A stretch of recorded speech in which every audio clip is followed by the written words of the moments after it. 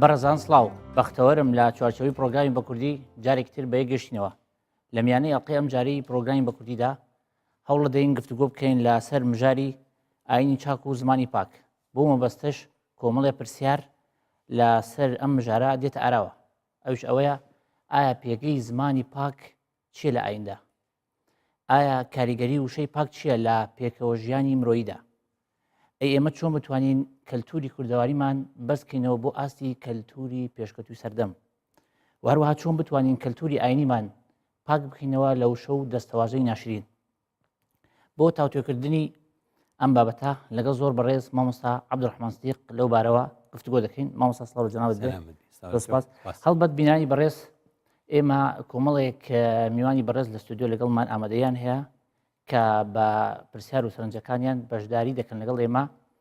ئێمە لێرە بەخراتنیانەکەین. بەخێر بن سەرچاو زۆر خۆشحاڵی مامەدەبوونتان. زۆر سپاس. هەڵبەتی ساگەڕێنەوە لای مامۆستا بۆ تاوتێکردنی بابەتی سەرەکی پرۆگرامەکە. مامۆستا ئێمە ئەمانەوێت لە پرسیار یەکەم دەست پێ بکەین کە باسی پێگەی وشەی پاکە لە ئاینی پیرۆزی ئیسلامدا. دیارە ئاین لە پێک هاتووە لە کۆمەڵی وشە، یعنی ئەم وشانە کاریگەری زۆریان هەیە، پێگەی زۆریان هەیە. ئێمە چۆن بتوانین پێگەی وشەی پاک لە ئاینی پیرۆزی ئیسلامە دەستنیشان بکەین؟ بەناوی خۆی بەخشندەی میهرەبان. بڕوانە کە دەڵێ ئاینی چاک مەبەست ئەوەیە هەموو خاوەن ئاینەکان پێیان وایە ئاینەکەیان ئاینی چاک، ئەوەش مافی خۆیان. چۆن نەبێ ئاینی چاک ڕۆڵی نەبێ لە داهێنان لە پاراستنی زمانی پاک بەمانایەکی تر. کاتێک کە ئامانجەکانمان ئامانجێکی پاکە ناکرێ هۆکارەکانمان هۆکارێکی پیس بن بۆ مانایی کە خەڵکانێک بیانەوێ بگەن بە ئامانجێکی پاک بە هۆکارێکی پیس بتەوێ بگەی بە ئامانجێکی بەرز بە هۆکارێکی نزم. چونکە بەداخەوە ئەبینین خەڵکانێک پەیڕەوی ئاین دەکەن لە زۆربەی ئاینەکاندا بە ئاینی ئیسلامیشەوە زمانیان پیسە، زمانیان نزمە، ئاستی ئاخاوتنیان لەو ئاستەدا نییە، لە ئاستی ئاینەکە نییە. کەواتە لەم حاڵەتەدا ئەبێ بزانین ئاین ڕۆڵێکی هەیە لە پاکی زمان لە دوو پاچی بەمانای پاکی. یەکێکیان ئەوەیە کە پاکی پاراوی خودی زمانەکە خۆی ئەو زمانە کە هەیە زمانێکی پاراوە. دووەم جار لە ڕووی پاکی هەڵبژاردننی ئەو دەستەواژە و وشانەوە کە ئاین جەختی لەسەرەکان. 21 شوباتی هەموو ساڵێک نەتەوە یەکگرتوەکان لە ڕێگەی یۆنسکۆ پێشتر کردویانە بە ڕۆژی جیهانی بۆ زمانی دایک. ئەم زمانی دایکەت چەخت لەوە دەکاتەوە کە ئەمڕۆ لە سەرتاسەری جیهاندا زیاد لە 7,000 زمان هەیە. ئەم 7,000 زمانە کە بوونیان هەیە گەلانێک پێ قسە دەکەن. لە ئەنجامی ئەم پێ قسەکردن بەم زمانە ئەبێتە هۆکارێک بۆ لە یەکگەیشتن و بە یەکگەیشتن. کەواتە بێتەوە بواری ئاین خۆی گەورە فەرمووی ومن آیاتی خلق السماوات والأرض واختلاف ألسنتكم وألوانكم إن في ذلك لآيات للعالمين. کەواتە زانایانن هەست بەم نعمەتە گەورەیە دەکەن. ئەوش ئەوەیە کە خوددا دوشتی بەیەکەوە پەیوەست کرد. یەکەم من آیاته یعنی من دلائل قدرته، یعنی یەکێک لە نیشانەکانی باڵادەستی و من چوزانم خوددا باڵادەستە، من نەمەزانی خوددا بەتوانایە شتێکی پێنیشان دێن. یەکێک لە شتەکان چییە؟ من آیاته ئەی لە نیشانەکانی دەسەڵاتدارەتی خودای گەورە خەلق السەماوات والأرض. وەختێک کە ئاسمانەکان دەبین و زەوی دەبینم مەم پێکاتانە لێرەوە من ئیشارەتێکم هەیە ئاماژەیەکمەیە بۆ دەسەڵاتدارەتی خوددا. ئەمە چەند گرنگە، ئەمە چەند پێگەی گەورەی هەیە ئاسمانەکان و زەوی. لەگەڵ ئەمەدا خوددا چی پەیوەست کردووە نیشانەیەکی تر؟ جیاوازی زمانەکان، جیاوازی ڕەنگەکان، جیاوازی دەنگەکان، جیاوازی ڕەنگەکان. کەواتە وەک بڵێ هەر کەسێک بزانێ پێگەی فرە دەنگی و فرە ڕەنگی لە ئایندا چیە، بێ بزانێ پێگەی ئەرز و ئاسمانەکان لە ئایندا چەند گرنگە. کەواتە لێرەوە بۆ دەرەکەوێ هەموو ئەو گەلانەی کە ئاینیان ئەوان با بڵێم زمانیان لە ژێر هەڕەشەیە و گشت ئەو دەوڵەتانی کە هەوڵە دەن زمانەکانی دیکە لە نێوبەرن هەر وەک ئەوە لە هەوڵی ئەوەدا بن ئاسمانەکان و زەویەکان بڕوخێنن بەسەر یەکدا، چونکە خودای گەورە هەردووچی بەیەکەوە لکاندووە. بەداخەوە ئەو وڵاتانی ئەمڕۆ بەخۆیان دەڵێن وڵاتانی ئیسلامی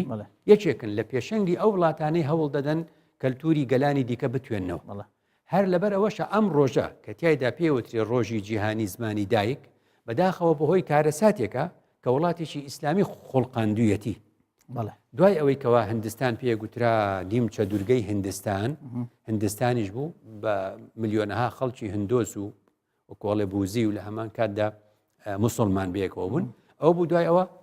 پاکستان جیابووە لە کۆتایی چلەکانە. کە پاکستان جیابووە لەسەر ئەساسی بنەمای ئاینی، ئەوە پاکستان ینی شوێنی پاک. باشە پاکستان کە مسلمانە و خۆی جیاکاتەوە لە هندستان بوو بە دوو پاکستان ناوەڕاستەکەی وەکو سێگۆشەیەکی سەربەرە خوار هندستانە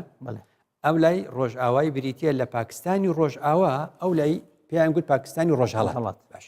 ئەم قسەیە تا سەریگت هەتاوەکو پاکستانی ڕۆژهەڵات ئەم گەنجانە ئەویان نەدیوە ئەو دەسەواژیان لەبیر نییە ئەوە پاکستانی ڕۆژاوای ئەوە پاکستانی ڕۆژهەڵاتە پاکستانی ڕۆژئاوا بە زمانی ئۆردو قساکە پاکستانی ڕۆژهەڵات بە زمانی بەنگالی قساکە سەرنجام ئەم وڵاتە پاکستانە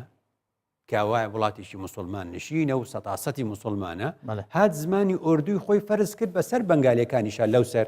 بۆ پاکستانی ڕۆژهەڵات دەڵێ بێ ئێوەش بە زمانی ئۆردو قسە بکەن تر خوێندکاران و قوتابیانی بەنگلادیش هەستان بە خۆپیشاندان لە ئەنجامی ئەو خۆپیشاندە دەسەڵاتدارانی پاکستان ژمارەیەکی زۆریان لەو قوتابیانە کوشت ئەو ڕۆژە بەنگالەکان ئیتر لە کۆتایی شەستەکان و ئەوانە تر بەنگلادیش جابووە خۆی جا کردەوە و خۆی کرد بە وڵاتێک پێی دەگوترێت بەنگلادیش ئێستا پاکستانی ڕۆژهەڵات بۆ بە بەنگلادیش 21 دووی 1952 ئەو خۆپیشاندانە کرا ئەو ژمارە زۆرە لەو خەڵکە کوژرا بەنگالیەکان و بەنگلادیشیەکان ئەو ڕۆژەیان ناونا شەهیدانی ڕۆژی شەهیدانی زمانی دایک ئیدینەتەوە یەکگرتوەکان لە 2000ەوە ئەمیادە دەکاتەوە ئەو 17 ساڵە ئەمیادە دەکاتەوە بەم شێوازە اینجا مەبەستمەوە بوو ئێستاش وڵاتانمان هەیە وەکو ئێران هێشتا ڕێگەی نەداوە کورد بە زمانی خۆی بخوێنێ لە هەمان کاتدا تورکیا ڕێگە نادا کورد بە زمانی خۆی بخوێنێ سووریا ڕێگە نادا کورد بە زمانی خۆی بخوێنەمانەش هەمووی وڵاتی ئیسلامین و زۆرینە مسلمانن لە کاتێکدا جا لەبەرەوە پێگەی ئاینی چاک ئەمە ئاینە چاکەکەیە بەڵکە ئاوای گوتووە ئاینە چاکەکەیە پێمان دەڵێ ئەلەم تەرە کەیف ضرب الله مثلا كلمة طيبة كشجرة طيبة أصلها ثابت وفرعها في السماء تؤتي أكلها كل حين بإذن ربها يعني چی يعني خدا پێمان دەڵێ وشەی پاک وەک درەختێکی پاک بینی وشەی پاک وەک درەختێکی پاک ڕەگی داکوتاوە لەسەر لە ژێر زەویدا قەدی بە ئاسماندا چووە وفرعها في السماء لە قوچڵە پۆپەکانی بە ئاسماندا چووە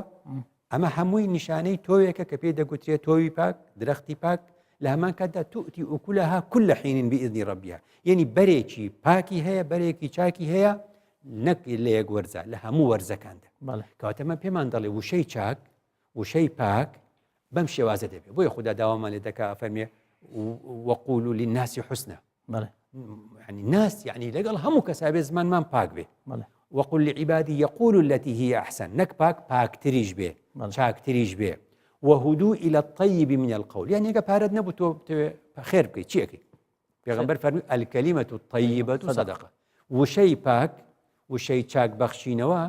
خوي لخوي دا بريتيا لخير ولا چاكيه كايكي هر او بو پیغمبر فرمي من كان يؤمن بالله واليوم الآخر هر كس يك بالروي بقوا وروجي دوائي هي يكي لنشانه كاني چيا فليقل خيرا وشي باك وچاك بكار بيني اگرنا بێدەنگ بێ با بێدەنگ بێ کەواتە بێدەنگی باشترە لە بەکارهێنانی وشەی خراپ هەموو ئەمانە بە سێرێک و پێمان دەڵێن لە ڕاستیدا ئەمە پێگەی وشەی پاک و وشەی چاکە لە ئاینی چاکدا بەڵێ مامۆستا باوەتێکی تر هەیە ئەوش کە زۆر ئەو ڕژێ لێرە و لێوێ زۆر جار لە کەناڵەکانی میدیاشە باسەکرێ کە کاریگەری وشەیە لەسەر پێکەوژیانی وەرۆیی یعنی زۆر جار ئەم ئەبینی پێکاتێک لە پێکاتەکان یان چنێک چنەکانی کۆمەک لێیان هەیە بە توێژێک کەوا وشەی ناشرین یا وشی زبریان لەگەڵ بەکارێن ئێمە چۆن بتوانین لە ڕێگەی وشەوە خۆشەویستی ببەخشینەوە بێ بتوانین پێکەوە بژین چونکە وشە لێکماندا بڕێ ئەو کە توانێت وشەش پێکمان ینی دروستمان بکاتەوە پێکەوە هاو ئاهەنگ بین باش یەکێک لەو خاڵانەی کە جێگەی سەیرەوەکو بڵێ تا ڕادەیەک و جێگەی سەرسوورپانیشە لە هەمان کاتدا کۆمەڵگەی مسلمان نشین ئەم قسە باشانە هەموو ێزان بەس ئەبینی پێچەوانەکەی ئەنجام دەدەنەوە یعنی ڕەنگە لە خەڵکت ویست بێ هەموو کەس زۆر قسەیەکێ زۆر وازحە یعنی ڕەنگە زۆر کەس بەناوی ئاینەوە ئەو ئاەتی دانابێ و ئەو حکایەتەشی جێڕابێتەوە ئەڵێن خی گەورە ئەڵێن فرعون گوتی ئەنە ڕەبوکم الأعلى ئەڵێن فرعون گوتی من خوای مەزن و بڵندی ئێوەم یعنی پیاوێک ئەڵێ من خوددا باشە اینجا ئەڵێن ئەو خوایە بە گەورەی خۆی بە موسا و بە هاڕون ئەڵێ بچن بەلای ئەو فرعونە فەقولا له قولا لەینە ئەو وشەی نەرم و نیانی لەگەڵا بەکاربێنن وانە اینجا هەرە جۆرە مسلمانە ئەڵێن مسلمانیش ڕۆژی چەند جار ئەڵێ سبحانە ڕەبی الأعلى ئێمە بۆچی زمانی ناشرین بەکارێن بەرامبەری کەچی خاوەنی ئەو جۆرە پۆستانە خۆیان جۆن بە خەڵکەدەن ئەمە کێشەکە لێرە دەست پێکە کێشەکە لێرە دەست پێکە کەواتە باسەکە لێرەیە خدای گەورە فەرمووی لیمە تەقولون ما لا تفعلون ئێوە بۆ شتانێک دەڵێن کە نایکەن بۆ شتانێک دەڵێن کە نایکەن ئەوەی هەموو جا دەڵێم دین کە بوو بە عیلم تێکشوو یعنی چی دین کە بوو بە زانست بەو مانایی چەند کتێبێکە و لە زانستە ئیسلامیەکانە ئەی خوێنیتەوە و دوای لە مەکتەبە لە کۆلێجا لە هەر شوێنێکی ترا ئەوە وانەی ئاینە خوێنمانەوە نمرەمان لێ هێنا دەرچوون لە ئاین بەڵگە نییە لەوەی کە ئاینداری دەرسێک لە دەرسەکانە و لە بەرت کردووە ئیمانیشت پێینێ و جێ بەشێکی ناکەی کەواتە ئەمە خاڵێکی زۆر گرنگە دین ڕەفتارە جگە لەوەی کە گفتار بێ باش چۆن ئاین ئەتوانێت لە ڕێگەی وشەی پاکەوە نێوانی گەلان چاکە خدای گەورە فەرمووی يا أيها الذين آمنوا أي باوەڕداران لا يسخر قوم من قوم عسى أن يكونوا خيرا منهم يعني گەلێک کۆمەڵێک گرۆیەک لە کۆمەڵێکی دیکە لە نەتەوەیەکی دیکە لە گەلانێکی دیکە گاڵتەجاری نەکەن پێیان ئەگەر لەوانیش باشتر بوون بە هەر هۆکارێک لە هەر بوارێکە لەوانیش باشتر بوون گاڵتەجاری بە یەکتر مەکەن گاڵتە بە زمانی یەکتر بە کەلتوری یەکتر بەچی یەکتر مەکەن ئەمە بۆچی لەبەر ئەوەی کە پەیوەندەکان چاک بێ بۆیە بینی وشە هەیە یعنی خەڵکانێک بەرامبەر بە یەکتر بەکاری دێنن پەیوەندەکانیان تێکەچێ مەگەر زۆر شەڕ هەیە و زۆر ڕوودا هەیە ئەبینین کوشتنیشی تا ڕوویداوە سەرنجام لە چۆ دەستی پێکرد لە سەرەتایەکەوە ئەم نوکتەیەکی گوتووە لەسەر برادەرەکەی تەحملی بەرگەی ئەو وشەی نەگرتووە وتی لە شیرینی خەوا کوشتوێتی زمان ئێسکیتیانی بڵام ڕاستە کەواتە زۆرێک لەو برینانی ساڕەشە بن دەڵێن ساڕەشە بن برینی ئاسایی بەڵام برینی زمان ساڕەش نابێت ئەمانە هەموو بەڵگەن لەسەر ئەوەی پەیوەندی نێوانگەلان ئەڕە شەڕی نێوانگەلان کە بە شێوازێکی سەربازی دەست پێکە سەرەتاکەی چییە؟ سەرەتاکەی میدیای لە میدیا دەست بە جوێنە دەن بەیەک و شەڕ لەگەڵ یەکا ئەکەن و لاپەڕی کۆن هەڵەدەنەوە سەرنجام سەرەگرێت تا ڕاتە سەرێ ئەوجا لە ڕووی جەستەی و دەبابەکان و تانکەکانە جوڵێن و فڕۆکەکان دێنە سەر وڵاتانی یەکتر و لە یەک دەدەن کەواتە هەموو ئەم بابەتانە لە چۆ دەستی پێکرد لە وشەوە کەواتە چ پەیوەندی تاک چ پەیوەندی هاوسەرگیری چ پەیوەندی نێوان مرۆڤەکان وەکو یەکتر دراوسەکان کەسەکان هەمووی بە وشەی چاک پەیوەندیەکان چاک بووە یعنی کاریگەری هەبووە لەبەرەوە ئێمە لە کەلتوری ئەم باسی چۆن ئەڵێ پێکەوە ژیانە بکەین یعنی شتێکی زۆر جوانە کە خدای گەورە فەرمووی ولا تسبوا الذين يدعون من دون الله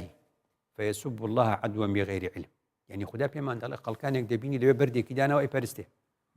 بتێکی داناوە ئەی پەرستێ مشکێکە پەرستێ گایەکە پەرستێ مانگایەکە پەرستێ دەڵێن نابێت جوێن بەوانە بن بۆ چونکە ئەویش مافی جوێندانەوەی ئەوێ بە خوداکەی تۆ جا ئەو کەسەی کە جوێن بە خودای خەڵکی دیکە ئەدا و قسەی خراپ بە ئاینی خەڵکی دیکە دەدا ئەو ئەبێتە مای ئەوەی کە خەڵک جوێن بەخواکەی ئەو بە ئاینەکەی ئەو بدەن جاگەر تو ئەوەنە پێت وایە بە غیرەتی تو من دیفاع لە دینی خواکەم خدا خۆی دەڵێ خدا خۆی دەڵێ من خوددا پێتان دەڵێم جوێن بە خودای خەڵکی دیکە مەدە ئەمزانە بە خەڵک نەزانێت لە خوددا فێر بێ لە خاوەنی ئاینەکە فێر بێ کە پێمان دەڵێ من خاوەنی هەر هەمووتانە ئەم هەموو ئاینە هەیە ئەم هەموو بتپەرستی هەیە ئەم هەموو چیە هەیە پێویست بەو ئەکە قسەی خراپ بەرامبەر بە یەکتر بەکارنێن هەرەوەشە کە پێغەمبەر درودی خوای لەسەر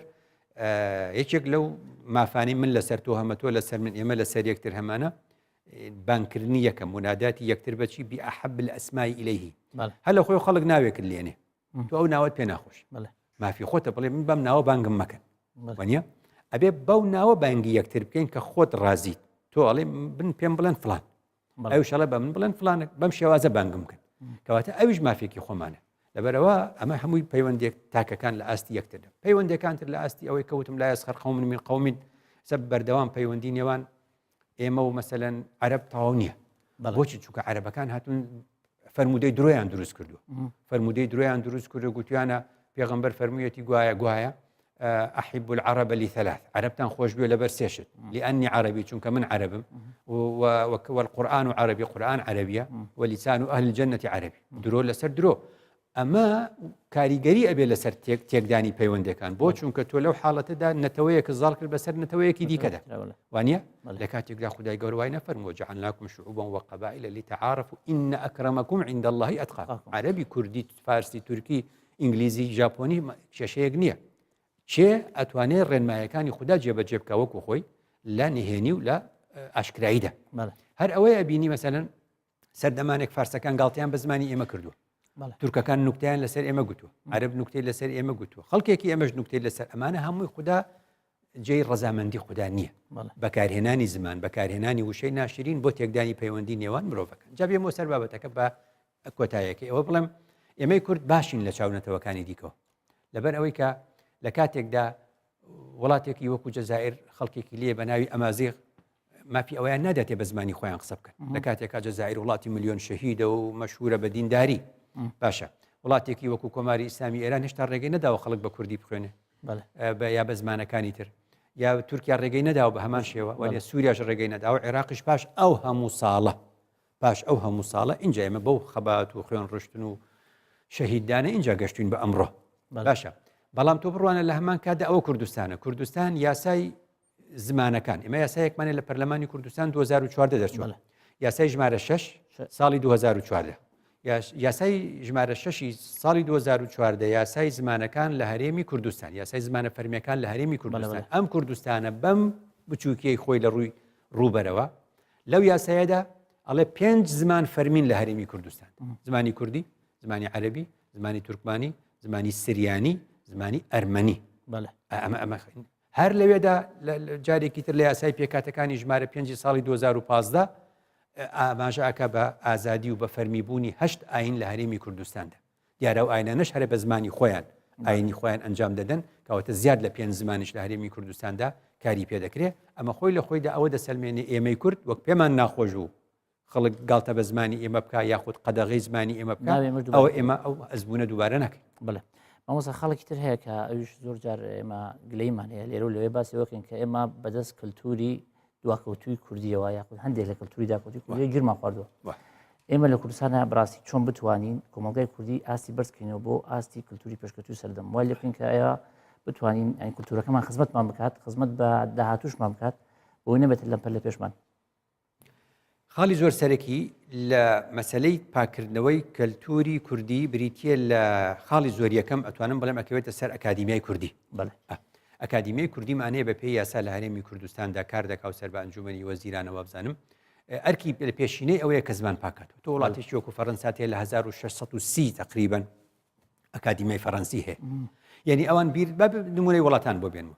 کاتێک ئێمە یاسای زمانی کوردیمان هەیە ئەبێ ئەم یاسای زمانی کوردیە بۆ ئەوەی کە کەلتوری ئێمە پاک کاتەوە لە زمانی گەلانی دیکە ئەبێ کاری پێ بکرێ یاسای ژمارە 6 ساڵی 2014 لەبەرەوەی کە ئەگە بڕوانیتە یاسای پاراستنی زمانی فەڕەنسی ساڵی 1994 یاسای زمانی فەڕەنسی چۆن زمانی فەڕەنسیان پاک ڕاگرتووە کۆمەڵێک بەندی تایە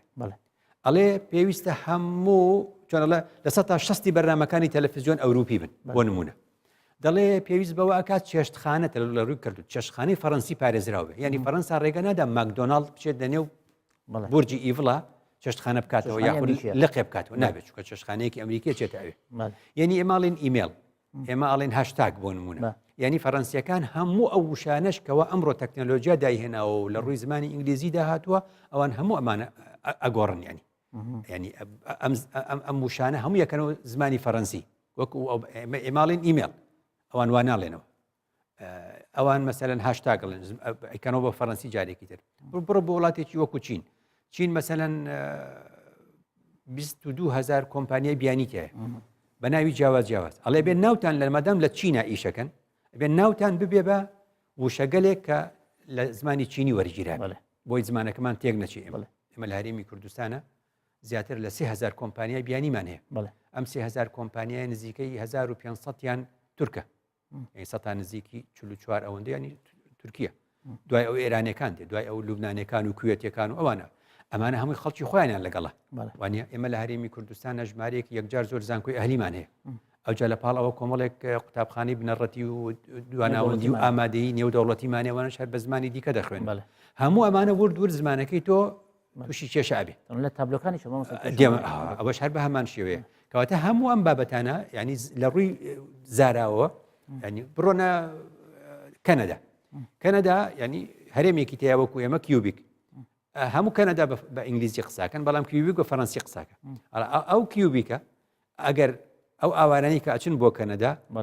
کەسیان ڕەنگە نەچن بۆ ئەوێ چکە بچنەوێ بە زمانی فەڕەنسی ینی خوێندنیان هەموو کارێن بێ بە زمانی فەڕەنسی بێ ئەوە لەو دی و لە دەرەوەی کیوبیک ئەکرێ بە زمانی ئینگلیزی کولتوری خۆی بپارێزێت ئەیانە بیپارێزن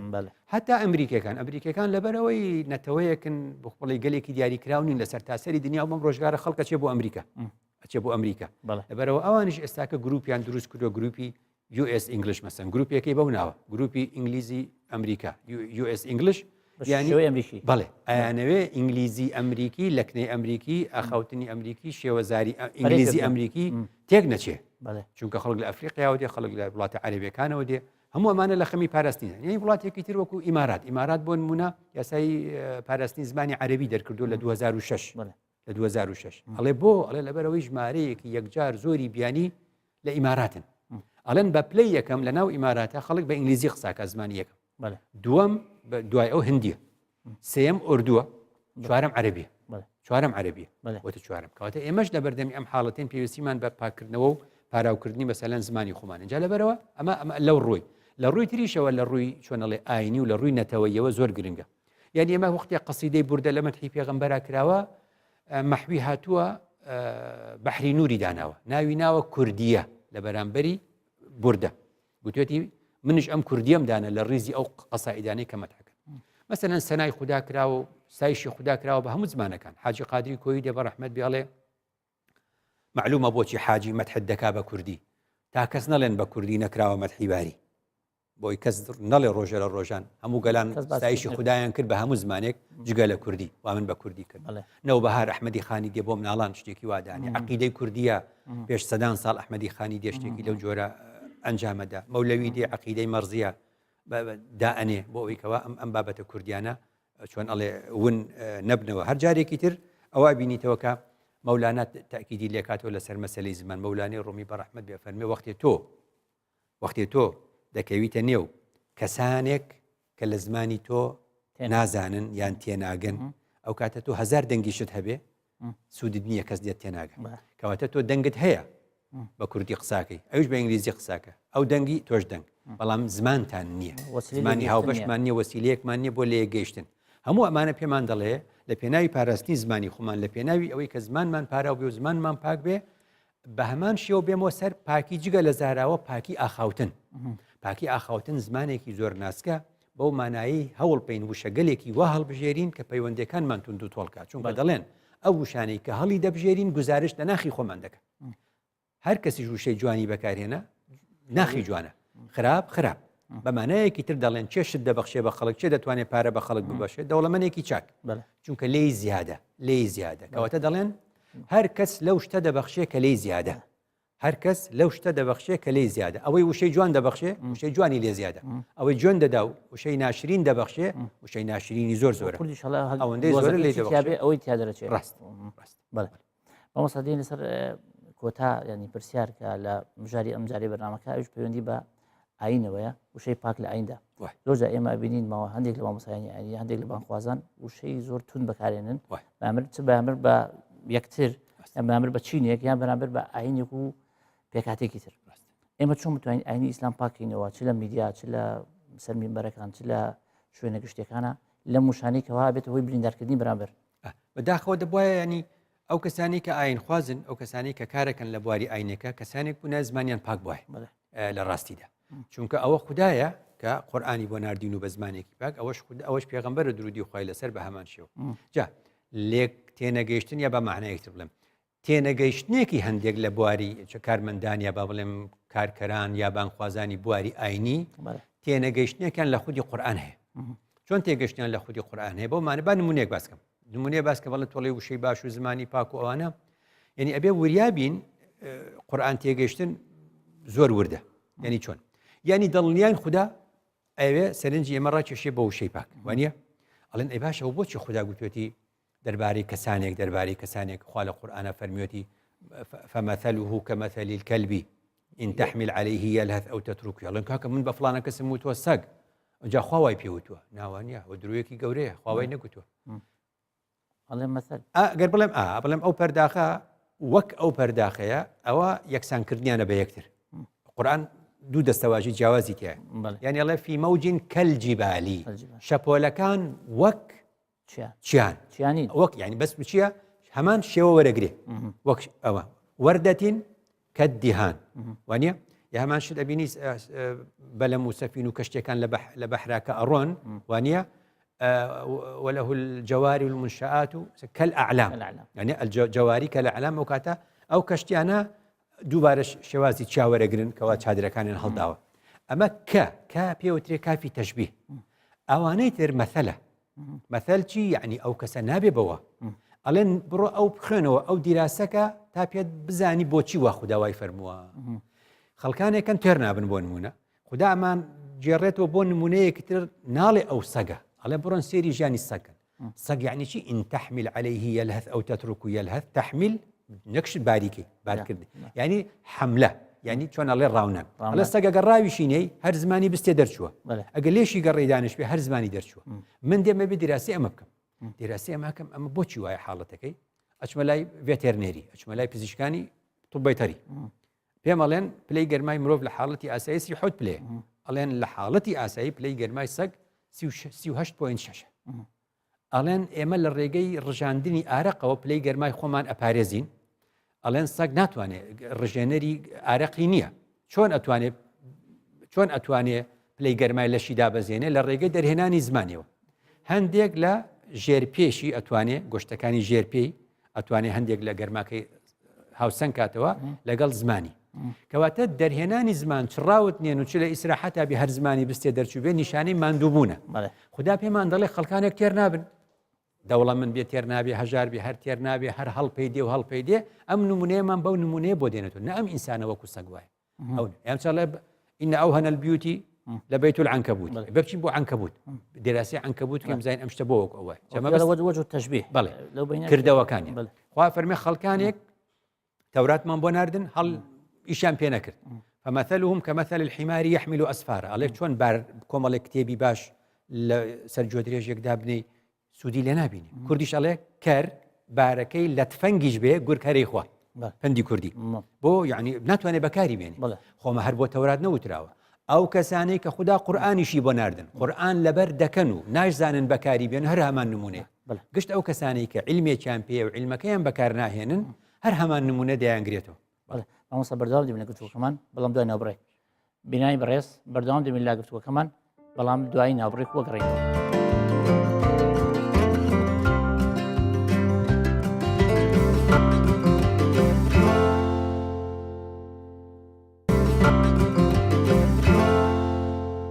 بینەران دووبارە سڵاو بەردەوام دەبین لەسەر پرۆگرامی بە کوردی ئێستا چینە لای میوانەکانمان بۆ وەرگرتنی سەرنج و پرسیارەکانیان دووبارە بەخێراتدانەکەین سوپاس پێم خۆشە ئێستا چێ سەرنجێک یاخود پرسیارێکیە لەسەر تەوەری سەرەکی یاخود بابەتی سەرەکی پرۆگرامەکە پێم خۆشە گوێم لێ بێت باس لە هەندێک با بڵێن وشە و زاراوەت کرد وەکو هاشتاگ ئیمێل یاخود ئەڵتەرناتیڤ هەندەزار دەرێن بەڕای جەنابتان ئایا ئەوە نەبتە با بڵێن سەرەتایەک بۆ دروستکردنی ستاندەرێکی زمان یانیش پێویستە وەکو خۆت باس کرد ئەکادیمیای کوردی با بڵێن وشە بدۆزیتەوە بۆ ئەو وشانێکەوە خۆمان دەڵێن ئەڵتەرناتیڤی نییە باشە ئەو پرسیارەکەمە پرسیارێکی کەشم هەیە ئەگەر بەخێرایی زمانی جەستە لە ئایندا لە ئاینی ئیسلامدا ئایا باس کراوە دەچیتە بەشێکی زمانی پارا و زمانی جەستە کە لە زۆربەی وڵاتان ئێستا بەربڵاوە دەست خۆش پرسیارەکەم ئەوە بوو ئەگەر سەیری مێژووی ئەدەبی کوردی بکەین لەو ئەدیب و نووسەرانەی کە کتێبیان نووسیوە 200 ساڵ یاخود 400 ساڵێک پێش ئێستا ئەگەر سەیری مەموزین بکەین یاخود شاعرەکانی مەلەجزیری بکەین دەبینی زۆر عەرەبی تێیدایە ئەگەر دوو دێری بخینەوە 6 وشە بێتن 4یان عەرەبیە 2یان کوردیە سبب چووە لێرە ئایا پەیوەست بوون بە ئاین یاخود بۆ عەرەب نووسیوەتی بۆچی زۆر کوردی بەکار نهێنەوە تێرە بەڵێ دەست خۆش زۆر پرسیارتە بوو بەڵێ فەرموو ڕێباز عەبدوڵڵا قوتابی زانکۆ بەڵێ پرسیارەکەم ئەوەیە دکتۆر پێتوانیە ئاینی ئیسلام وەکو پردێکە بۆ زمان پاکی و زمان پاراوی لە نێوان مرۆڤەکان سەرجەم نێوان گەلانی دنیا ئایا تا ئێستا ئێمە وەکو نەتەوەی کورد بۆ ئەو زمانەی کە لە دەور و بەرمانەیە زیاتر یعنی دزەی کردوتە ناو زمانی خۆمان نەمانتوانین زمانێکی ستاندەری بۆ خۆمان دروست بکەین تا ئێستا لە زانکۆکان و لە پەیمانگاکان و لە خوێندگاکانمان زمانێکی پاراومانە یاخود ناوچەیەکە بۆ ناوچەیەکی تر زمانی جیاوازی هەیە سوپاس دەست خۆش بەڵێ مامۆستا دێنە سەر جارە ئەو سێوەرەگەین دوایی ئەگەڕێنەوە بۆ تەواوکردنی پرسیارەکانی تر بڵێ مامۆستا دێنە سەر پرسیاری یەکەم کاک مەریوان یا مامۆستا مەریوان کە ئەو پرسیاری کە دەڵێ ئێمە ئەو شەو زاراوانی کە ئێستا جامت باس کرد هاشتاگ و ئیمێل کە لە چوارچەوەی جیهانگیری هاتووەتە ناو زمانی کوردیەوە ئەوە نابێت هۆی ستانداری زمان ئایا زمانی ئێمە پێش بکەوێت زمانێکی ستاندارد ئایا هیچ پەیوەندی هەیە بە زمانی ستاندارد و ئەو شانە کاتێت ناو زمانی کوردی ئەکادیمیای زمان لە هەموو وڵاتێکە هەیە خۆشبەختانە ئێمەش هەمان و پێشتریش هەر بە ناوی کۆڕی زانیاری کورد بوو دواتر کۆڕی زانیاری کورد وردوت بوو ئەکادیمیای کوردی بەڵێ ئەو بەرپرسە لەوەی کەوا ستانداردمان بۆ دابنی ئەو بەرپرسە لەوەی کەوا وشەمان بۆ دابێنی بەڵام پێچەوانەوە ئێستاکە تۆزێک بڵێم ینی فەزایەکان وەکو ئێستا بنونە سەتەلایتەکانی ئێستای هەرێمی کوردستان لەبەر ئەوەی بەپەلە هەواڵیان هەیە و ئەبێ هەواڵەکان بڵێنەوە یعنی هەستەکەم ئەکادیمیا فریای ئەمان ناکەوێ لە کاتێکە بواە فریاب کەوتایە ئەو وشە سازی بۆ ئەمان بکردای لە کاتێکا کەناڵەکان ئێستا خۆیان ئەو وشە سازی ئەەکەن ئەو لە ڕاستی بۆیە بۆ تەمای ئەوەی کە لە کەناڵێکەوە بۆ کەناڵێکی تر لە شوێنێکەڵی مەسەلەن کاتژمێر دەمژمێر کاژێر لەسەری ڕێک ناکەوین بۆ چونکە لە کەناڵ بۆ کەناڵ ئەگۆڕێ ئەو بەڕاستی ئیشی ئەکادیمیای ئەو شتانە لە هەموو وڵاتان هەروایە لە هەموو وڵاتان هەروایە ئێستا بینی وڵاتێکی وەکو بەریتانیا و با بڵم ئەوروپا بە شێوازێکی گشتی ئەوان هەموو ساڵێک لە فەرهەنگەکانیانە کۆمەڵی وشەی تازە دێتە ئاراوە بۆ چونکە شتی تازە داهێنن ئەوان کە ئینتەرنێت مەسەلەن دێتە ئاراوە ئەو بۆ نمونە تۆڕە کۆمەڵایەتەکان دێتە ئاراوە لەگەڵ یا وشەی تازە دێ کە وشەی تازە دێ ئەوان داهێنن ئێمە وەریەگرین بەس ئەم بابەتە توانی بڵێ ئەکادیمیای کوردی هەر ئەبێ ئەو کارا بکرێ هەر ئەبێ ئەو کارا بکرێ بایەخەکانی لە جوگرافیا و لە بابەتەکانی تاریخ و مێژوو ئەو ئاینوشتانە بپەڕێنێتەوە بۆ بابەتە زمانەوانیەکان کە ئەوە شتێکی زۆر باشە زمانی جەستە لە قورئان بڵێ بەڵێ ئاماژەی پێکراوە ئاماژەی پێکراوە بە چ شێوازێ بسەخوا فەرمێ وەیلون لیکولی هومەزەتین لومەزە یعنی ئەمە بۆچی خوددا لێنسا ینی سێرەکەی ئەمەی بەستۆتەوە وشەی وەیل ینی زۆرترین سزا یا بە بڵێن ئازار دووجا لە قورئان ئاواخوا بە سەراحەت باسی کردووە لێرە وەیلون لیکولی هومەزەتین لومەزە لەولاش وەیلون لیلموطەفیفین ئەوانەی کە مافی خەڵکە خۆن لە تەرازوو بە تەرازوی ئاسایی و تەرازوی گشتیش یعنی هەر مافێک کە هی تۆیە لەوە کەمترت پێبن فێڵیان لێ کردووی تر لە سیاسەتە ئەڵێ لە اقتصاد ئەڵێ لە کۆمەڵایەتی ئەڵێ لە هەر شتێکی ترە خودای گەورە وەیلی بۆ ئەوانە دانەوە لە هەمان کاتیشە بۆ هومەزە و لومەزە ئەمانەی کە مەسەلەن بەکارهێنانی وشەی خراپ ئەمانی کە بڵێن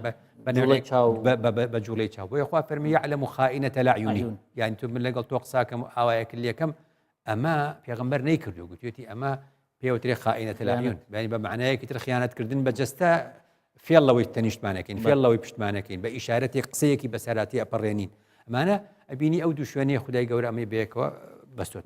مۆسەکە لوقمان پرسیارەوە کە ئایا مەسەلەن مێژووی ئەدەبی کوردیەکە سێکە خۆمانسێکی وشەی عەربی زۆرتیە ئەو کاتە هۆکارەکەی ئەو بۆکەوە زمانی عەربی زاڵ بووە یا هۆکارێکی تر هەبووکە ڕاست بەڵێ دەڵێن لەم ناوچەی ئێمە زمانی عەربی زمانی ئاین بووە یعنی ئەم چوارنەتەوەیە لەگەڵ یەکە تا ڕادەیەک بۆ ئەوەی لە یەک بکەن لە عەربی گەیشتون چونکە زمانی ئاین بووە زاناکانیە زمانی دەسەڵاتی ژابا بڵێم زمانی نووسینەوەی فەرمانڕەوایی فارسی بووە بە فارسی ئەو شتانە کراوە چونکە فارس لە منتیقەیە باڵا دەست بووە هەتا بڵێ بە مانایەکی تر ئێستا مەولانەی ڕۆمی ئەفغانستان ئەڵێ هیمنە چونکە لەبەرەوەی لەوێ لەدایک بووە باشە لەبەرەوەی نووسینەکانی بە فارسیە فارسەڵی هیمنە لەبەرەوەی لە قۆنیە وەفاتی کردو لەوێ ژیاوە ماوەیەکی زۆر تورکەڵی هیمنە و هەفتەی دوانزەی هەموو ساڵێک یادی کۆچی دوایەکەی ئەوانەی کەنەوە بۆ نمونە ئەمانە شتێکەڵاویەکی ترە جا کورد لەبەرەوەی دەوڵەتی نەبووە لە تۆ لە مادەکانەوە تا ئێستا حسابی کە 2700 و ئەوەندە ساڵی ئێمە بێدەوڵەتین لە ئەنجامە فارس هاتووە ئێمەی داگیر کردووە دوجار لەولا ڕۆم هاتووە بەشێکی ئێمەی داگیر کردووە وشەکانی ڕۆم هەمووی تێکەڵی کورد بووە لەم جوگرافیایی ترش فارس تێکەڵی ئێمە بووە ئەو چەند هزار ساڵە تێپەڕیوە اینجا بۆتە سەردەمی چۆنەڵێ ئیسلامی عەرەب هاتوۆتە ئێرە کە وشەی عەربی هاتوۆتە سەر ئێمە اینجا لە دوای ئەوانە کە لە چاڵدێران و 1514 ئەولا بۆ بە سەفەوی ئەولا بۆ بە عوسمانی ئەو کوردی کەوتۆتە ژێر دەسەڵاتی سەفەوی وشەگەلێکی فارسی سەفەوی کەوتۆتە سەری ئەم لاش سنیەکی چۆنەڵێ عوسمانی تورکی هاتوۆتە سەری ئەمە هەمووی کاریگەری بەسەر ئێمەوە هەبووە اینجا ئێستاکە کە ئەمانوێ زمانی ستانداردی کوردی تۆزێک ماندوو ئەبین پێوەی دوو هۆکاری زۆر سەرەکی وای کردووە کورد زمانی ستانداردی نەبێ ینی بە پلەی یەکەم جوگرافیایە یعنی دابڕانی ئیمارەتەکان لە یەکتر لە ڕێگەی هۆکارە جوگرافیەکان و بە یەک نەگەیشتنی یەکتر وای کردووە دیالێکتی جیاواز پێیا هەرەوە شابینەڵی بۆتان لە سەروی زەی گەورە دێتە بینی ئیمارەتی سۆران لە نێوان زەی گەورە و زەی بچووک دێتە زەی بچووک تاوەکو زەی سیروان ئیمارەتی بابان یعنی ڕووبارەکانی کوردستان ناوچەکانی لێ کردو و گوندەکانش لە 6 مانگ سیستان و 6 مانگ هاوین لە یەکتر دابڕاون خاڵی دووەمیشیان سیاسی بووە خاڵی دووەمیشیان سیاسی و دەسەڵات بووە کە نەهێشتووە ئێستا خۆشبەختانە لە ئەنجامی تۆڕە کۆمەڵایەتیەکان و ئینتەرنێت و گەیاندن و شۆڕشی ڕاگەیاندن و کەناڵەکان و وتنی هەواڵەکان بە شێوەزاری هەر شێوەزارێکی کوردی شێوە کرمانجی ژوور و بێ خوار و بێ تەنانەت هەورانی بێ لۆڕی بێ ئێستا ئەمانە بەکارێ هێنرێ لە زۆربەی کەناڵەکان هەر چواری بەکارهێنرێ تاوای لێ هاتووە ئێمە پرسیار بکە بە دیالکتی بە کرمانجی ژوور و بە خوار و جوابتە دەمەوە بە هەمان شێوە بە خوار و بەسەر و جوابتە دەمەوە مشتم نابێ ئێستا ئەچین بەرەوە ئەو هەنگاوی کە لەمە دووە لە لۆڕیش تێبگەین و لە هەمان کاتە گۆران بەمانە لە هەمان کاتیشدا لە هەورامیش تێبگەین ئەمە بێتە مایە ئەوەی کە ورد ئەم چوار دیالکتە تێکەڵ بنووشەکان لەگەڵ یەکدا بە تێپەڕبوونی کات و بە هەوڵێکی سیاسی و قەرارێکی سیاسی لەسەرەوە نادرێ ئەمیشە ئەمە بابەتێکی زمانە مامۆستا کاک ڕێباز عەبدوڵڵاه پرسیارەکە ئەڵێ مەسەن ئاین نەبووەوە کارێک ئەوە ئێمە زمانێکی پەراومان نەبێت لەبەروی ڕێگەی ئاین و وشەی عەرەبی زۆر هاتووە ناو زمانی کوردیەوە ئەمیشە وای کردووە نەمانتوانی و زمانێکی پاراوی کوردیمان هەبێ زمان بەڵێ بڕوانە کورد شتێکی هەیە پێوترە فلتەری کوردی فلتەری کوردی هەر شتێک کورد هێنابێتێ نێو زمانەکە ئێستا نەمانتوانی و دەستکاری بکەین باپیرانی ئەمە زۆر وریا بوونە یعنی فلتەری کوردی بوشەگەلێکیان هێناوەتە نێو لە عەرەبیەوە تێکەڵ بە کوردی بۆ وایەن کوردان دۆ ناناسیتەوە تۆ ئێستاڵی لە زمانی دادگای ئەڵێ فلانە کەس چوو بۆ دادگا تانەی لە بڕیارەکەدا تانە چەند ناسکە تانەی لە بڕیارەکەدا تانە چییە؟ تانە تاعنە تاعنی عەرەبیە بەس تامان نییە کردمان بە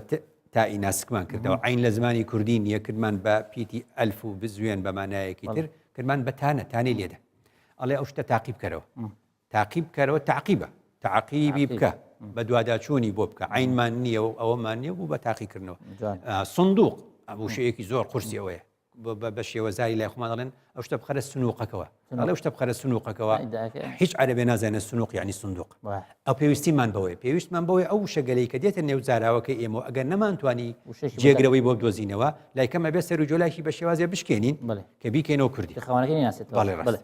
دووبارە سوپاس دەستخۆش مامۆستا فەرموو ئێستا چێ کام بەڕێز من ژیران بخاریم پێم وایە دایکان سەرەکیترین ڕۆڵ دەبینێن لە پەروەردەکردنی نەوەیەکی زمانپارا و زمان پاک و دروستکردنی جیلێکی زمان پاک پرسیارەکەی من ئەوەیە ئایا دایکان هەوڵدەن منداڵەکان لە شێوەی دابوونەریت بە دابوونەریتی کۆن پەروەردە بکەن یاخۆت هەوڵ بدەن سەردەمیانە شتی نوێیان پێشکەش بکەن لەسەر ئەم ڕێچکەیە بڕۆن یاخود هەردوو لە بخەنە بەردەم منداڵەکە خۆی سەرپشک بێت لە هەڵبژاردننی هەریەکەیان دەست خۆش بێت نەزیر ڕەمەزان قوتابی زانکۆ بەڵێ فەرموو مامۆستا عەبدوڕەحمان پێت وانە ئێستا هەر خەتای خۆمانە خەتای پەروەردەی خۆمانە هەر لە سەرەتاوە منداڵەکان ئێمە لە کە دەنێرین بۆ ڕاوزە بۆ قوتابخانە هەر لە قوتابخانە ئەهلیەکان بە تایبەتی زمانی ئینگلیزی گرنگی بە زمانەی بیانیانە دەدەن ئەگەر ئەوەندە گرنگی بە زمانی خۆمان بدەین ئایا پێت وانە نەوەیەکی باش زمان پاک پەروەردە بکرێت؟ بەڵێ دەست خۆش بێ دەست خۆش کەیتر بەڵێ فەرموو بەڵێ من ئەیفا خوێندکاری زانکۆم دکتۆر پێت وانە لە پاڵ هەموو ئەو کارانەی کە باس کرا تاک دەبێت بڕوای بەهێزی خۆی هەبێت بڕوای بەوە هەبێت کە بەخۆی هەوڵ بدات بۆ ئەوەی بچیت زمانی چپارە بۆ خۆی دروست بکات جگە لە خێزان بۆ نمونە ئەگەر خێزان نەیتوانی یان میدیا یان قوتابخانەکان نایتوانی پێویستە خۆی پەنا بۆ سەرچاوەکان بە بۆ نمونە کتێب خوێنەوە ئەوانە کاریگەری زۆری هەیە دەست خۆش بێ ژیان خان سایکت ئەڵێ دایک ڕۆڵی هەیە لەوەی کەوا دایک چ ڕۆڵێکیە چۆن مناڵی پەروەردەکە لەسەر ئەوەی کولتوری کۆن یا لەسەر کولتوری نوێ چی بکە زانە خۆی ئەو بۆنێ بۆچی ناونراوە ڕۆژی پاراستن یا بامانەی پڵە ڕۆژی زمانی دایک ینی هەر ناوەکە نەوگوتراوە باوک لە کاتێکە کە مرۆڤ هەر مناڵێک باوکی هێو دایکیشی هەیە ینی ناولێنانی ئەم بووینە مادر لانگویج بە زمانی ئینگلیزی و لغەت الئوم بە عەرەبی و بە کوردی ئەڵێن زمانی دایک ئەوە هەر خۆی بەڵگەیە کە ئەو کەسێک کە مناڵ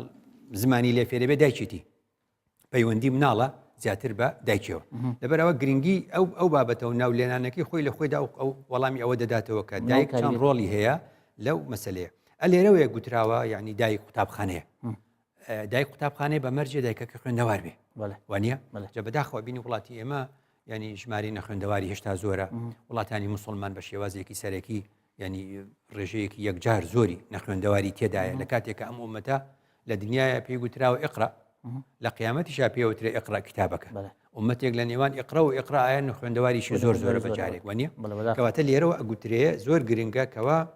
دایکان خوێندەوار بن بەمانایەکی تر خوێندەواری هۆکارێکە بۆ خۆ ڕۆشنبیرکردن دایکێکە ڕۆشنبیر بوو دایکێکە خوێندەوار بوو دایکێکە خوێندنەوەی هەبوو بۆ بارودۆخی سەردەم زۆر بە ئاسانی و بە زووتر و چاکتر و ئەو مناڵە لە قوتابخانە و لە دایەنگە و ئەوانە زووتر پێگە چونکە وشەگەلێکی یەکجار زۆری لەگەڵ خۆیدا هێناوە خۆ دوجار زمان پێکاتوە لە کۆمەڵێک گوشە چێ مفردات و چێ و زاراوەی زۆری پێبێ دانامێنە لە کاتی قسەکردنە ئەو بۆ خۆی کۆن یان نوێ ئەوش مەسلەیەکی گرنگە یعنی ئەڵێن سەردەمانێک ئەو فارسانە سەرەتای دامەزرانی دەوڵەتیان بووە ینی خەڵکیان نردووە بە گوندەکانی کوردستانە زۆر وشە هەبوو خۆیان لە فارسیان نیان بووە هەر لە گوندە کوردیەکانی دەوروبەری خۆیان کۆیان کردو بردویانە ئەوجا لە نێو فارسی بەکارێن هێنا ئێستاش ئێمە وازین فارسیە لە کاتێکە ئەو شانە هەمووی وشەگەلێکی کوردین بە هەمان شێوە وشەگەلی کوردیمان هەیە چووە تێکەڵ ینی هی ئێمەش تێکەڵ بە گەلانی دیکە بووە کتێبێکی هی 700 ساڵ لەمەوە بەرە بە نێوی فقه اللغة يعني هي الثعالبية کەسێکە لە ساڵی 700 هیجری کۆچی وەفاتی کردووە یعنی 1430 ینی 700 ساڵ زیاترە وەفاتی کردووە یعنی ئەو ئەڵێ ئێمە چینە شوێنێک لە تونس پێ گوترێ قەیڕەوان ئەڵێ قەیڕەوان چییە خۆی ئەڵێ ینی 700 ساڵ زیاتر لەمە پێش وەفاتی ئەڵێ قەیڕەوان کەلیمە معەرەبە ئەڵێ وشەیەکی بە عەرەبی کراوە عن کاروان ئەساسەکەی کاروان بووە دوای بووە بە قەیڕەوان وتعني كاروان معظم القافلة كاروان بريتيا لقافلة واتا لقافلة يعني شتي يمش أوا تيكل بزماني خلقاني ديك أبو روشتو أو شري جامع بس موبو إما قبمان وشغالي جيجرا وبينين بو أمو شانين نيوشار أبي تشينو ولادي زور جرينجا أواني إسا بتمن يعني أفرتاني بتمن وبياواني بتمن بدوينين أجر توانا نسينا وش ما نبيه هەر کەس توانی لە لای خۆیەوە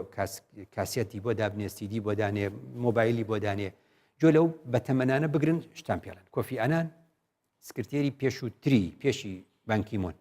سکرتێری پێشووتری نەتەوە یەکگرتوەکان کە ئەفریقیە ئەڵێ پندێکی ئەفریقیمان هەیە دەڵێ کە بە ساڵاتچوویەک دەمرێ کتێبخانەیەک لە نێو دەچێت کە بە ساڵاتچوویەک دەمرێت کتێبخانەیەک لە نێو دەچێت ئێمە بە ساڵاتچۆکانمان وشەگەلێکی وایەن لایە کە ئەمڕۆ زۆر دەتوانین بەکاری بێنین لە نێوان تازە و نوێ بە هەمان شێوە جا لەبەرەوە مناڵ پێویستە هەردووکی بزانێ ئەمەسا هەر پرسیارێکی تر کاک ئەژیر ڕەمەزان ئەڵێ مەسەلە ئێمە مناڵەکەمان کە دێنین بۆ قوڵحانە تایبەتەکان کە بە زمانی ئینگلیزی خوێنن ئێمە خۆمان هۆکارێکین بۆ ئەوەی کەەوە نەتوانین زمانی ستاندارد دروستکەین یا خزبەتی زمانی خۆمان بکەیت ڕاست زمانی ئینگلیزی زمانێک ئێستا ئەگەر بڕوانیتە کۆلێژی پزیشکی ئەبێ پزیشکی بە ئینگلیزی بخوێنرێت وانە تایبەتمەندی خۆیەتی یعنی ئەگەر لە فەڕەنساژوی لەم بابەتەیە پزیشکی بێ بە ئینگلیزی بێ بۆ چونکە ناکرێت من تۆ دکتۆرێکین لە ڕێگەی چۆن ئەڵێ سکایپەوە قسە لەگەڵ یەکەکەین یا جایوە لە ڕێگەی تەکنۆلۆژیا و ئەمانەوێ نەشتەرگەری بۆ یەکێ بکەین تۆ لەو سەری وڵاتێکی من لێرەم تۆ بە منەڵی فلانە شوێنی دەستکاری بکە ئەو وشەیە ئەگەر لە بە یەک زمان قسە نەکەین تۆ ڕەنگە شوێنێکی تری ببڕی ئەو کێشەی بۆ دروستەکەی کەواتە ئەوە تایبەتمەندیەکە لە کۆنە گوتویانە بۆ ئەو بوارە بوارەکانی دیکە بێ هەموو کە زمانی خۆی پارێزێ لەبەرەوە وڵاتی ئێمە هەمیشە گوتراوە لاواز چاولێکەری چیەکاتەوە بۆ بەهێزەکەکە ئەم سەردەمە بەهێزەکە ئینگلیزە لەم سەردەمە زمانی زانستە ئێستا کەتەوە هەلی کارت دەستکەوێ بچیتە هەر شوێنێک پێتەڵێن سەرەتا بێ زمانی ئینگلیزی بزانین اینجا پێتەڵێن پرۆگرامەکانی کۆمپیوتەرە بێ بزانی وەریە کەواتە بەم شێوازە تۆ ئەمڕۆ ئەوە گرفت نییە بیزانی باو زمانە بزانی با زمانی دیکەش بزانی ئەوە زمان و کەلتوری گەلانە بەڵام نابێت زمانی کوردیەکەت بفەوتێ چونکە کاتێک کە زمانی کوردی فەوتە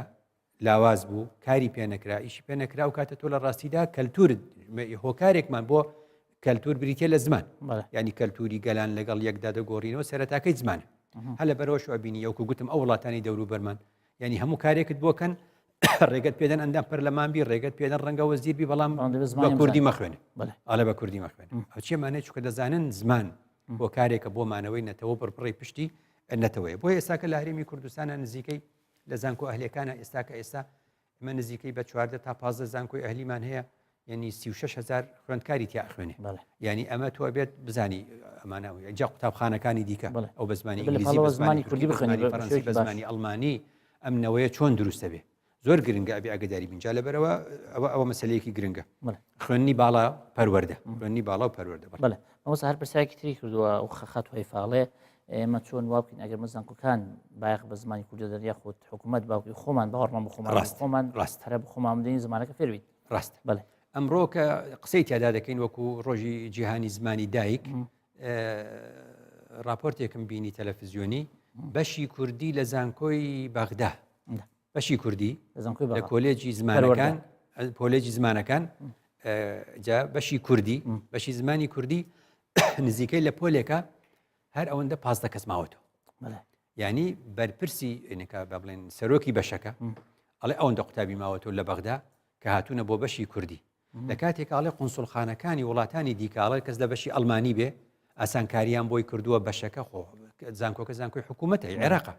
ئەڵێ ئەو قونسوڵخانەی ئەلمانیا فەڕەنسی چێ دێ ئەو بەشە جوان نۆژە نکاتەوە بیناکەی پێشیانیاڵێ هەر کەس دێرە دەرچوو ئەتوانم من هەلی کاری بۆ بدۆزمەوە لەو وڵاتی خۆم یا لە شوێنێکی تر لە کۆمپانیەکانمان لێرە جا بە سەرۆکی بەشی کوردی ئەیگوت ئەم 15 کەسە دەرچۆ بڕوا کەسی دیکەمان بۆ نایە بەشی کوردی لە بەغدا لە کۆلێجی زمانەکان داخرێ ئەم کەسانش ئیتر نامێنن کەواتە ئێمە خەڵکمان هەیە حەزەکە لە زمانەکە شارەزابێ بەڵام بایەخمان بوونەوە جا یاسای زمانەکانش لە عێراق دەرچۆ لە پەرلەمانی عێراق ئەویش دەڵێ زمانی کوردی زمانی ڕسمیە لە عێراقدا یان ئەگەر چووی بۆ بەسرەتەوە ویستت بە زمانی کوردی قسە بکەی بۆ تەیە ئەبێ حکوومەتی عێراقی لەوێ وەرجێڕت بۆ ئامادە بکە بەس ئێمە هێشتا لە نێو پەرلەمانی عێراقدا پەرلەمانتارەکان من هەر بە عەرەبی قسەکەن کاکەستە بە کوردی قسە بکە کە ئەڵێ تێناگەم وەرجێڕم بۆ بێنە چوو مافی دەستوری خۆمە کاتە لەوێ ئیشەکە نەکراوە سەرنجام هەموو ئەمانە کەم تەرخەمیە ئەگەر هەموو ئەمانەش نەکرا ئێمە یەکجار دەژین لە ژیاندا گرنگە خۆمان ئەو پرسیارە ڕاستە خۆمان بایەخ بین خۆمان بایەخ بەم بوارە بدەین بۆ ئەوەی کە فێربین لە ڕاستیدا چونکەمە بەشێکی زۆرمانی ناوچە کوردستانەکانی دەرەوەی هەرێم بە کوردی ناخوێنن بەشی زۆریان خۆیان فێری زمانی کوردیەکەن زۆر کەسی دیکە هەیە چ بۆ وڵاتان بەڵێ هەیە پارە ئەدا بۆی فێری زمانێکی دیکە بێ لەبەرەوە ئەوە بەشێک لە خەباتی نەتەوەی بریتە لە فێربوونی ئەم زمان مامۆستا دەست خۆش ئێستا کام بەڕێز پرسیاری سەرنجێکیە ڕەمەدان تەڵەبەی زانکۆمە مامۆستا زمانی کوردی gelek şêwezar tê de hene li her bajarekî yan li her çarparçeyê Kurdistanê jî ciyawazî navber de heye pê twaniye ke ême pêwîstîman bi zimanekî muhed heye ji bo hemû Kurd li têk bigihên hikom dizanin mesela welatên Erebî 21 welatin lê yek zimanî muhed navbera wan de heye lê yektir tê digihin bes ême Kurd li şarekî bo şarekî dîke lê yektir tê nakin بەڵێ دەست خۆش بێ کاک پۆڵا بەڵێ وەکو دەزانین کوردستان بە کوردستانی گەورە دابش بووە لە ئۆتا دەوڵەتی ئیسلامی کە مامۆستاش ئاماژە پێ کرد و لە قورئانیشدایە خوای گەورە شانازی دەکە کە هەموو قەبیلە و جیاوازی دروست کردووە لەسەر گوێی زەوی و لە هەمان کاتدا ئەو وڵاتە ئیسلامیانە نکۆڵی دەکەن لەو دەقە ئیسلامیە لەو دەقە قورئانیە کە خوای گەورە بەخۆی لە قورئاندا دەفەرمێ ئایا دکتۆر چۆنەوەلێک دەدەیتەوە بەڵێ دەست خۆش بێ کام بەڕێزی تر فەرموو شاهی قوتابی زانکۆم وەکو هاوڕەکەم دیانە و توێتی من ئەمیست ئەوە بڵێم کە ئێمە بەڕاستی پێویستمان بە زمانێکی سەرەکیە کە هەموو چوار پارچەی کوردستان قسەی پێ بکە هەروە شێوەی نووسینیش ینی ئێمە عەرەبیژمان هەیە و لاتینیژمان هەیە ئەبێ ئەوەش دیاری بکەین من ینی ئێستا بە دوای چارەسەر ئەگەڕێم ئایا ئێمە نابێ پرۆژەیەک دروستکەین ئەو زاراوانە وشە کوردیەکانی لێ دەربکەین و هەمووی بکەین بەیەک و ئەو پرۆژەیە چەندێکی ئەوێ تاکو و تەواو بێ چونکە بەڕاستی شتێکی ئەوەنە ئاسان نییە ئەوە پرسیارەکەم بۆ بزانین چەندێکی ئەوێ و چۆن بەڵێ دەستان خۆش بێ زۆر سوپاس دەستان خۆش بێ مامۆستا بەبێنە سەر پرسیاری خاتونە کە ناوەکەم ڕاستی باش گوێ لێ نەبوو ئەڵێ ئێمە لە کوردی کە کۆمەڵێک شێوازی ئەومان هەیە شێوەزارمان هەیە خۆ دیالکتمان هەیە ئەو دیالکتانە چۆن وا بکەین زمانێکی ستانداردی دروستکردن وەکو عەرەب چۆن ئێستا خوا لەرگەی قورئان و خزمەتی زمانی عەرەبی کردووە بە یەک زمان هەموویان تێگەن بەڵام ئێمە وانیمان ڕەنگە ئێمە ئەو ڕێگایەمان بڕیوە یاخود لەو ڕێگایەن چۆن بڕوانن ئەمە ئەم بابەتە پەیوەستە ئەمە و پرسیاری سێم تقریبن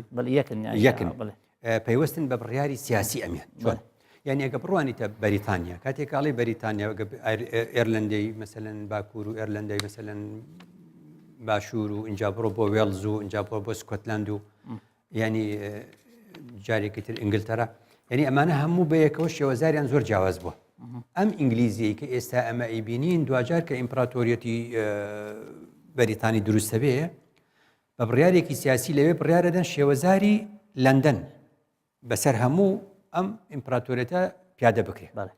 ئەم بڕیارە سیاسیەکە قبوڵەکرێ چۆ بڕیارەکە ئەدرێ و زمینەسازی بۆ کراوە قبوڵەکرێ کە قبولکرا بەم شێوازە ئەڕۆ بەم شێوازە ئەڕۆ کەواتە لێرە ئەوە بڕیاری سیاسی عەرەبەکان سیر ئەوەیە لە عێراقەوە تا مۆریتانیا 22 دەوڵەتی عەربی هیچیان ڕۆژانە بەو زمانە فوسحایە قسە ناکەن یەکگرتووەکە ینی عێراق بە جۆرە قساکە وڵاتانی شام بە جۆرە لوبنان تر بەشە مسر بە جۆرە لیبیا هەتا مۆریتانیا ئەڕۆی هەریەکە بە جۆرە قساکەن لێ شتێک ناکەن تێ ناگەن بە دڵنیایی تێناگەن بەڵام دوجار کاڵەن زمانێکیان ئەوە زمانی قورئانە بەڵگە بۆ ئەوەی زمانی قورئان زمانی هیچیان نییە هەر زمانی ئەوان نییە ئەبینی بەڕاستی هیچیان لە ژیانی ڕۆژانە بەکاری ناهێن مەگەر بۆ نووسینەوەی بەیاننامەکان بێ ئەوە خاڵێکە جا مەبەستم ئەو شێوە زارانە ئەوە بڵێ زمینە سازی ئەوێ و بڕیارێکی سیاسی ئەوێ زمینە سازی ئەوێ لەگەڵ بڕیارێکی سیاسی ئەو کوردستانە کە دابەشی ئەو چوار پارچەیە کراوە بتەوێ نەتەوێ ئەو سەدان ساڵە لە 1514ەوە ئەوە بۆ 2014 500 ساڵ وانە 500 ساڵ ئەم سێ ساڵەشی بخەرە سەر 503 ساڵە تۆ ئەو بەشەی ڕۆژهەڵاتی کوردستانت هەر وشە و زاری فارسی تێچێت جا شتێکی زۆر سەیرە ئەم کووردە کە بەڕاستی دەوڵەتێکی نەبێ زمانی شت پارێزراو بێ آخر کە عەربی مسلمانان دێن بۆ ئەم وڵاتانە عەربن دێن بۆ عێراق و ئیتر لە جەزیرەی عەربیەوە ئەم مسلمانانە کە دێن هەموو ئەم ناوچانە ئەو سەر هەمووی بەربەر بووە ئەمازیغەکان ئێستا درێژەکراوی ئەوانن ئەو لا ئەبینی فرعونی و قبطی و ئەوانە بوونە شام ئەوانە هەمووی ڕۆم و ئەو منتیقانە بوونە عێراق فارس بووە لەبەرەوە ئەم زمانانە هیچی بەرگەی نەگرتووە هەمووی ئێستا 22 بڕ ئەو کووردە بە 4 پارچە دابەشی ئەەکەی بە 8 پارچە دابەشی ئەەکەی بە بێ دەوڵەتی دابەشی ئەەکەی زمانی عەربی بۆ دێنی دینی بە عەربی بۆ دێنی ئەو زمانە هەرماوە زۆر ئەمە زۆر شتێکی گرنگە زۆر شتێکی گرنگە ئێمە ئەوەندە ساڵە بە بێ دەوڵەتیش نەتوانینێتەوە ئەمە مەش خاڵێکی زۆر گرنگە ماوەتەوە سەر ئەم شێوەزارە ئەم شێوەزارە مامۆستایانی زمان لای ئێوە زۆرجار پێمەڵێن شتی جوانەڵێن ئەڵێن تایبەتمەندیەکی کورد هەیە کورد شت بە زۆر قبول ناکە شت لە دوژمن ئەوە هیچ شت بە زۆر قبول ناکە لە خۆشی شت بە زۆر قبول ناکە وایە یعنی ئێمە شەڕی ناوخۆمان کردو بڕۆ نەیەتەوە وسومانە شت بەسەر یەک کاپسەپێنی نەبوو بەڵام دوای بە ئاشتی و بەڕێکەوتنامەی استراتیجی و ئەتوانین کەواتە ئەم شێوەزارە ئێستاکە لە وڵاتی ئێمە ناتوانین بڵێن بڕیارێکی سیاسی فەوقی ئەدەین ئەڵێن شێوەزاری کرمانجی ژوورو بێ ناباخوارو بێ نە ئەگەر چوارپاچی کوردستان وەرگرین زۆرینە کرمانجی ژوورووە ئەمانە هەمووی ڕاستە بەڵام دەسەڵاتت لە چۆ ئەڕوا لەوەندە ئەتوانی تو ئەو کارە بکەیت بە دەسەڵاتمان نییە بەسەر باکوور بەسەر ڕۆژەڵات ئێکەواتە ئێستا قسەمان لەسەر سەربەخۆیی قسەمان لەسەر زمان کوردستانی باشوورە باشووری کوردستانە کەواتە دەبێت ئیشمان لەسەر ئەم حاڵەتە بێ بەڵام خۆشبەختانە وەکو گوتم ئەم چەند ساڵی دوای ڕاپەڕین ئێستێمە لە شێوەزارەکان تێگەین ینی بەلای کەمەوە شێوەزاری کرمانجی باکوور و باشوور زۆر ناوەڕاست و ئەنی زۆر لە یەک تێگەین ئەوتا گوتم ئێستا هەر پرسیارێک بە هەر شێوازێ بکەیت ناوەستی بە دیار ئەوەی کە وەکو جاران بڵێ لێ تێناکە لەبەرەوە ئەوە خاڵیشی گرنگە بەمەسا یەک کاکپۆڵە دوایین پرسیار کە یەک ڕگە خولێکێکمان وابێ ئەو ژەوەیە کە وڵاتانی ئیسلامی نکۆڵەیەکن و دەقانی کە جاوت باس کرد پێکەوە بژین ئێمە ڕاستە وڵاتی ئیسلامیەکان تاوانبارن گوناهبارن تاوانبارن لە ڕووی یاساییەوە کە بەڕاستی وڵاتانی ئەوروپا ئەڵەن 16 کەس لە هەر زمانێک ئەگەر بیان وەرن کۆ ببنەوە ئێڵین بە زمانی خۆتان بخوێنن 16 کەس باش نییە 10 ملیۆن لەوێ 20 ملیۆن لەوێ 4 ملیۆن لەوێ بەسەلەن ئەی باش ئەمانە چییە یعنی ئەمە ڕووی یاسایی ڕووی ئاینی گوناهبارن چونکە خوددایەک کە بەوانی گوتووە نیشانەکانی دەسەڵاتدارەتی من فرە زمانیە وەختی ئەوەن زمانی ئێمە ئەکەن بەژێرەوە هەر وەک ئەوە وایە ئەرزوو ئاسمانیان کردێ بەژێر ئەوە بێ ڕۆژی قیامەت وەڵامی ئەو پرسیارە بن مامۆستا زۆر سوپاس دەست خۆش بێ سوپاس بۆ بچوونەکانت باسی زمانی پاک و ئاخود ئاینی چاک و زمانی پاک ماکرد سوپاس بۆ بچوونەکانت دووبارە زۆر سوپاس بۆ ئێوەش کە لەگەڵ ئێمە بەشدار بوون بە سەرجوو پرسیارەکانتان سوپاس دووبارە بەخێر بن خۆشحاڵ بووین بینانی بەڕێز زۆر سوپاس بۆ ئێوەش کە تا ئێرە بینەری پرۆگرامی بە کوردی بوون تا پرۆگرامی داهاتوو بەخواتان ئەسپێرم هەر بەختەوەر